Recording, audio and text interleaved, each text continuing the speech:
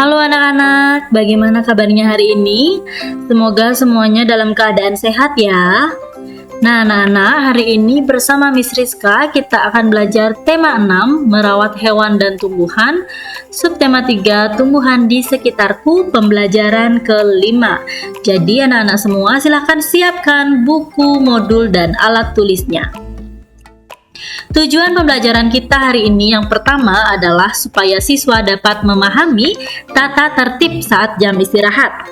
Yang kedua, supaya siswa dapat mengidentifikasi huruf kapital dan tanda titik pada kalimat. Silahkan anak-anak buka buku modul halaman 34. Pertama-tama kita akan belajar PPKN, yaitu tata tertib saat jam istirahat. Nah, sebelumnya Miss Rizka sudah pernah menjelaskan dan sekarang Miss Rizka hanya menegaskan saja bahwa semua aturan di sekolah dibuat untuk melatih kita disiplin. Dengan mematuhi semua aturan saat jam istirahat, maka semua kegiatan dapat berjalan dengan baik.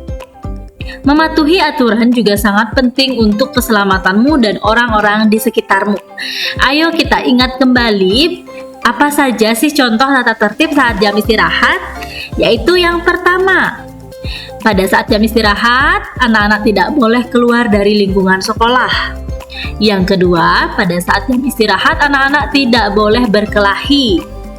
Yang ketiga, anak-anak juga harus tetap menjaga kebersihan lingkungan seperti membuang sampah pada tempatnya. Dan juga anak-anak pada saat jam istirahat, bel istirahat berbunyi, anak-anak keluar istirahat dengan tertib. Begitu juga pada bel masuk berbunyi, anak-anak masuk kelas juga dengan tertib ya. Oke, kita lanjutkan ke halaman 35.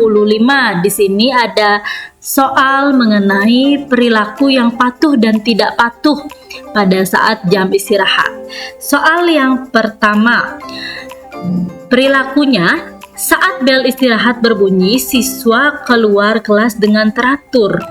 Oke, dengan teratur ya, apakah itu termasuk sikap yang patuh atau tidak patuh? Ya, yang patuh. Alasannya, karena tetap menjaga keamanan dan kenyamanan saat jam istirahat. Yang nomor 2, saat jam istirahat, Arya dan Made bermain bola di dalam kelas. Apakah itu patuh atau tidak patuh? Tidak patuh ya, karena alasannya karena kelas itu merupakan tempat untuk belajar, bukan tempat untuk bermain bola ya. Jika ingin bermain bola, di mana tempatnya? Di halaman sekolah ya, atau di lapangan. Nomor 3, saat jam istirahat, Tony pergi ke kantin untuk membeli makanan. Itu patuh atau tidak patuh? Ini termasuk yang patuh ya, karena alasannya Tony pada saat jam istirahat membeli makanan agar pada saat jam pelajaran perut Tony tidak lapar. Yang nomor 4, Rudy dan Bagus bertengkar saat jam istirahat. Itu patuh atau tidak patuh? Jelas tidak patuh ya, alasannya.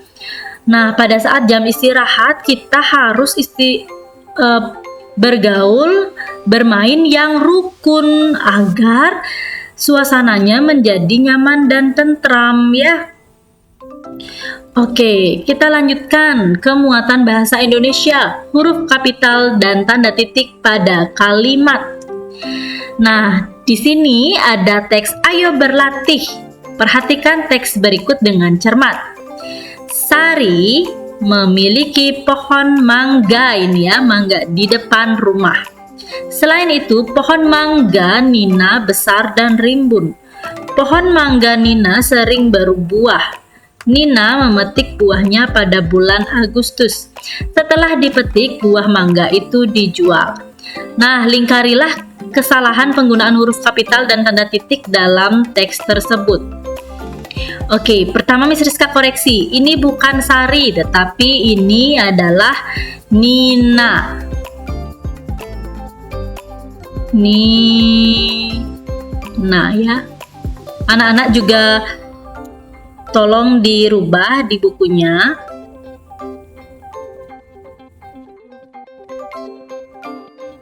Nina, lingkarilah kesalahan penggunaan huruf kapital dan tanda titik dalam teks tersebut. Yang mana yang harus berisi huruf kapital dan tanda titik?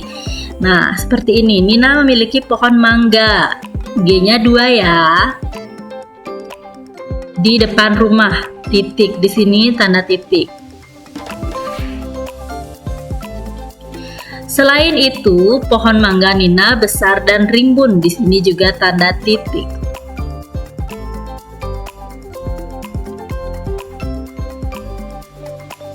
Pohon mangga G-nya harus 2.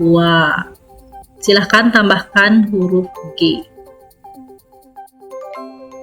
Pohon mangga Nina sering berbuah. Sudah berisi tanda titik.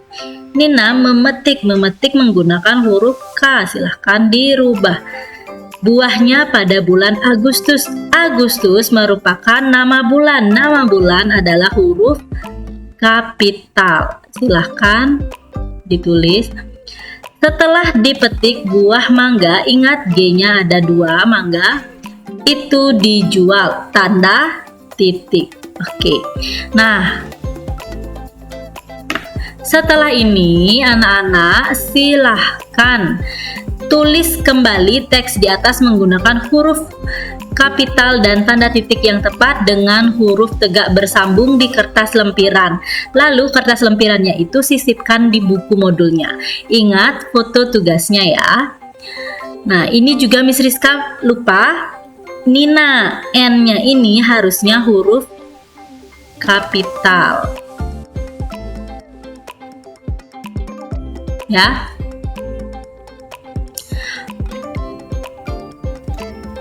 Oke anak-anak, itu saja pembelajaran dari Miss Rizka hari ini. Tetap anak-anak semangat belajar di rumah. Jika ada yang kesulitan, silahkan tanyakan Miss Rizka dan Miss Wulan. Sampai jumpa di pertemuan berikutnya. Bye-bye.